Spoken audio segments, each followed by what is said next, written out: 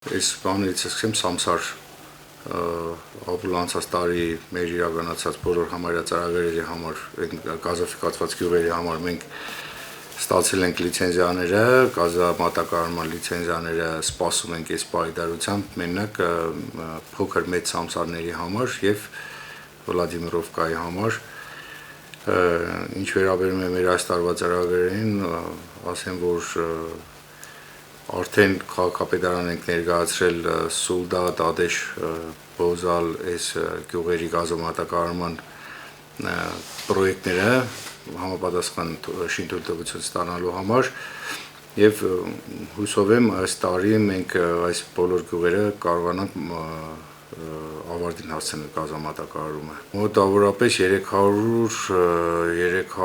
330 ընտանիք։ Եղանակների պահն է, եղանակների հետ կապված հիմա չեն կարող սկսել, նաեւ շինթույլտվության հետ կապված սպասում ենք քաղաքապետարանի շինթույլտվությանը։ Այս տարի նաեւ ծրագրում ենք շինարարություն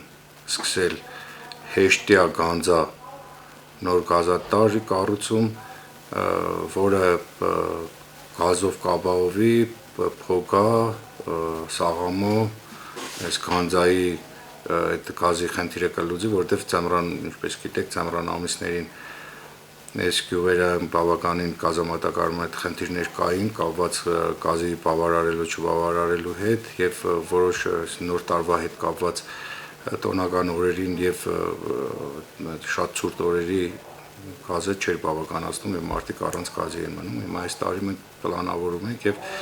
բավականին մեծ ծրագիր է, այդ ծրագիրն ենք ներկայացրել արդեն Նինոցմինդայի քաղաքապետարան համապատասխան շինթույլտվություն ստանալու։